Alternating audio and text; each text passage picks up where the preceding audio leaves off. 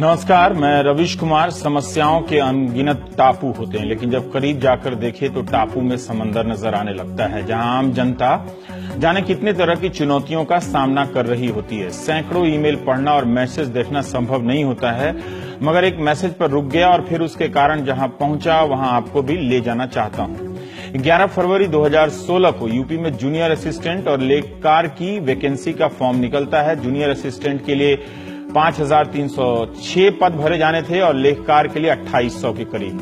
Junior assistant की पहली परीक्षा होती है 24 अप्रैल 2016 को। उसके बाद 16 मई 2016 को नतीजा आता है और टाइपिंग टेस्ट के लिए तारीख निकलती है। 21 जुलाई से 31 अगस्त के बीच 2016 के साल में टाइपिंग का टेस्ट होता है, जिसका नतीजा आता है 21 अक्टूबर 2016 को। टाइपिंग टेस्ट में 12,000 छात्र सफल घोषित किए जाते हैं। 19 दिसंबर 2016 से 17 अप्रैल के बीच इनका इंटरव्यू का कार्यक्रम निकलता है। 3 महीने तक इंटरव्यू होना था, मगर 28 मार्च 2017 को नई सरकार इंटरव्यू स्थगित कर देती है। फॉर्म निकला फरवरी 2016 में, अंतिम रिजल्ट जून 2017 के समाप्त होने तक नहीं निकला। इतना लंबा वक्त लग जाता है चयन आयोग को जूनियर असिस्टेंट की भर्ती प्रक्रिया पूरी करने में। आप सोचिए कि इतने पदों के खाली रहने से जनता के काम में कितनी रुकावट आती होगी। सिर्फ इन्हीं 3 परीक्षाओं में कोई 38,000 छात्र इंटरव्यू का इंतजार कर रहे हैं, कुछ नतीजे का इंतजार कर रहे हैं। 3 महीने बीत गए, मगर प्रक्रिया जो 28 मार्च को स्थगित हुई थी अभी तक शुरू नहीं हुई। लखनऊ के लक्ष्मण मेला मैदान में ये अभ्यर्थी 28 जून से 3 जुलाई तक के लिए धरने पर बैठे हैं। 29 जून को अर्धनग्नावस्था में प्रदर्शन किया ताकि मीडिया की नजर इन पर चली जाए। इन छात्रों का दावा है कि मुख्यमंत्री योगी आदित्यनाथ को 5 बार ज्ञापन दिया, मुख्य सचिव से मुलाकात की। 19 मार्च को योगी सरकार ने शपथ ली। हफ्ते भर के भीतर 28 मार्च को इंटरव्यू पर रोक लगाने का फैसला हो गया। 6 अप्रैल को आयोग के चेयरमैन ने इस्तीफा दिया। 6 अप्रैल से लेकर 29 जून तक यूपी अधीनस्थ सेवा चयन आयोग के लिए न तो नया चेयरमैन नियुक्त हुआ है, न ही इंटरव्यू की प्रक्रिया दोबारा शुरू हुई है। लेखकार के लिए 10,000 अभ्यर्थी, ग्राम विकास पदाधिकारी के लिए 16,000 परीक्षार्थी नतीजों का इंतजार कर रहे हैं कि कब इंटरव्यू होगा, कब फाइनल रिजल्ट आए। हो सकता है कि किसी के लिए उन छात्रों की उम्मीदों की कोई वैल्यू ना हो जो इम्तिहान के नतीजों का इंतजार कर रहे हैं कि नौकरी मिले और जिंदगी आगे बढ़े। हमारे देश में बेरोजगारी को लेकर भले कोई आंदोलन ना होता हो, मगर इम्तिहान देने के बाद इंटरव्यू के लिए धरना प्रदर्शन जरूर होता है। अब आते हैं एक और धरना प्रदर्शन पर। यह धरना प्रदर्शन नौकरी देने के लिए नहीं, नौकरी के लिए ट्रेनिंग देने वाले सेंटर के मालिकों का है। दिल्ली के शिवाजी स्टेडियम के पास कौशल मंत्रालय है, स्किल इंडिया वाला। जब जंतर मंतर पर नागरिक भीड़ तंत्र के खिलाफ नारे लगा रहे थे, वहीं 100-150 की संख्या में ये लोग कौशल मंत्रालय के बाहर प्रदर्शन किया, फिर बाद में अंदर भी घुस गए और नारे लगाने लगे कि काम सिखाने के लिए काम नहीं दिया जा रहा है। ये स्किल इंडिया कार्यक्रम के तहत फ्रेंचाइजी सेंटर के मालिक हैं, जहां कौशल सीखने वाले छात्रों को स्टाइपेंड और सर्टिफिकेट दिया जाना है। जयपुर, हरियाणा, दिल्ली, उत्तर प्रदेश, गुजरात से आए फ्रेंचाइजी सेंटर के मालिकों का कहना है कि उन्होंने प्रधानमंत्री कार्यालय को पत्र लिखा, ट्वीट किया। 6 जून को भी कुतुब एनक्लेव स्थित national skill development council NSDC के मुख्यालय के बाहर प्रदर्शन किया।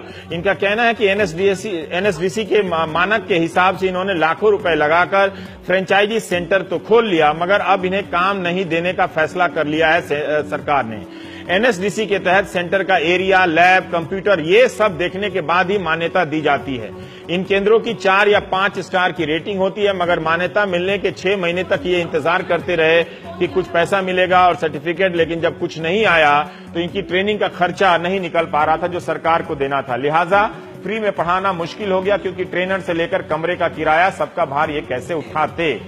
29 अप्रैल को एनएसडीसी कुछ फ्रेंचाइजी सेंटर को ईमेल करती है कि 2 दिन के अंदर आप सबको काम दिया जाएगा, मतलब पैसा वगैरह सारा प्रक्रिया शुरू होगी, मतलब छात्रों की ट्रेनिंग का पैसा या सर्टिफिकेट। 29 अप्रैल के बाद 29 जून आ गया। इन मालिकों का कहना है कि अब यह फैसला हो गया है कि फ्रेंचाइजी सेंटर को अब काम ही नहीं दिया जाएगा। कहीं ऐसा तो नहीं कि इन्होंने विरोध प्रदर्शन किया इसलिए ये फैसला हुआ। क्वालिटी कंट्रोल ऑफ इंडिया एक संस्था है जो इन सेंटर की जांच कर प्रमाणित करती है कि अब ये योग्य है। ठीक, तो बिहार नवादा के मोती बिघा गोनावा का यह आइकॉनिक सेंटर है। आप देखिए आपके स्क्रीन पर 2015 में यह सेंटर स्किल इंडिया के तहत ट्रेनिंग देने के लिए खुला। इस सेंटर का उद्घाटन खुद प्रधानमंत्री ने वीडियो कॉन्फ्रेंसिंग के जरिए किया था। पिछले साल जब हम इस स्टोरी के लिए रिसर्च कर रहे थे तब हमारे सहयोगी अशोक प्रियदर्शी यहां गए थे। तब यह सेंटर चलता फिरता लगा। 360 छात्र 5 प्रकार के कोर्स में पंजीकृत थे। छात्रों को सर्टिफिकेट मिलना था और कुछ हजार रुपए, शायद 8 से 15 हजार रुपए तक का स्टाइपेंड भी। जब नहीं मिला कुछ भी तो छात्रों ने सेंटर में तोड़फोड़ की। 29 जून 2017 को जब अशोक इस सेंटर पर गए, हमारे सहयोगी, मतलब आज ही, तो देखा कि बोर्ड तो लगा हुआ है मगर सेंटर बंद हो गया है। किराए के इस मकान में गैस की एजेंसी खुल गई है। हमने इसके मालिक ललन कुमार का बयान व्हाट्सएप के जरिए मंगवाया है, आप सुनिए। शुरुआत में जब हम लोगों ने ट्रेनिंग शुरू किया तो बच्चे स्टाइपेंड के लालच में आए, कुछ ट्रेनिंग के लालच में भी आए। हालांकि जैसे जैसे टाइम बढ़ते गया सर्टिफिकेट्स हमने दिए, एग्जाम्स कंडक्ट किए, लेकिन स्टाइपेंड्स लोगों को नहीं मिला, जिसके कारण स्टूडेंट्स में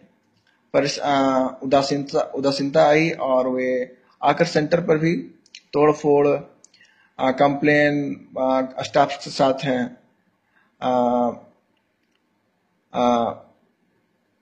लड़ाई झगड़ा भी किए।